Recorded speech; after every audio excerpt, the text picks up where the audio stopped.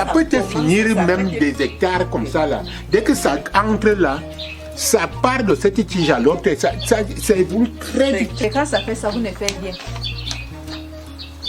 On met seulement la terre si on commence à chasser. Souvent, on dit le maïs, non.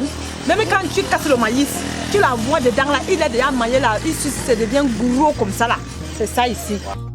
Depuis 2015, plusieurs pays africains font face aux attaques des fléaux dont les chenilles légendaires d'automne, Spodoptera frugiperda.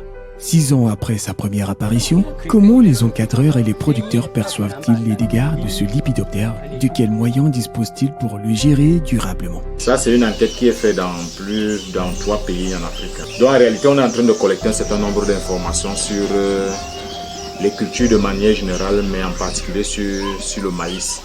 On va voir un peu les problèmes que les producteurs de maïs ont. Durant cette enquête conduite par l'Institut international d'agriculture tropicale à travers le projet DAT, plusieurs producteurs rencontrés dans la région de l'Est, du Sud et du Centre déclarent connaître le ravageur de manière empirique. Ils disent n'avoir jamais bénéficié d'une formation de la CLA depuis son apparition. Ça, c'est un nouveau ravageur. Lui, il ne mange pas comme le foreur de tige. Vous voyez comment il mange les tiges. Donc, il mange les feuilles, il mange le cœur. Vous comprenez un peu, non? Donc c'est différent. Dès que ça finit de manger, l'évolution de la tige, des feuilles là, l'entonnoir, dès que ça mange ça, le maïs ne peut plus évoluer. Dans le registre des pertes enregistrées, chacun y va de ses propres observations. Ça veut dire que le champ, on prend, c'est le champ, c'est 1, 2, 3, 4, ou bien c'est 1, ou bien c'est 1, 2, 3, ou bien c'est 1, 2, 3, 4.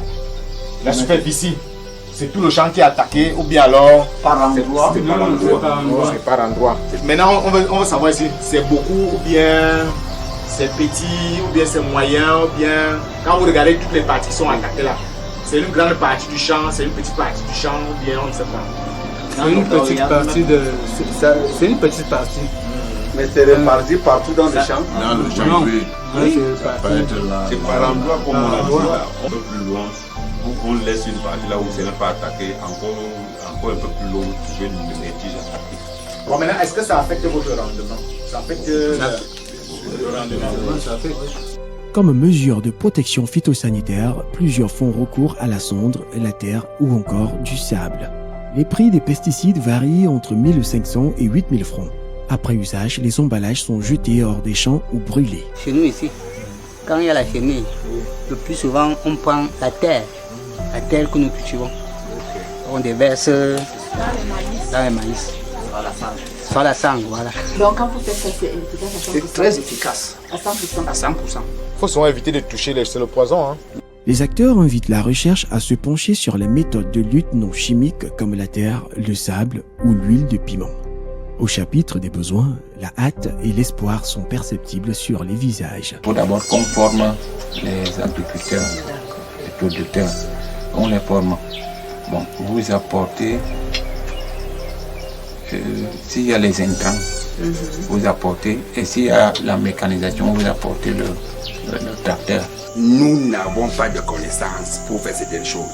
Alors nous vous prions sincèrement de mettre un accent sur la formation et que nous ne voulons pas nous déplacer beaucoup. Quand vous voulez nous former, créez beaucoup de points de formation. Nous tous nous serons là.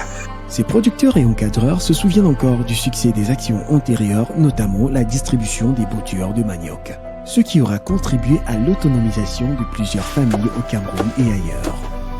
À travers le projet DAT, l'État entend consolider sa vision, à savoir être le principal partenaire de la recherche facilitant des solutions agricoles pour vaincre la faim et la pauvreté dans les tropiques.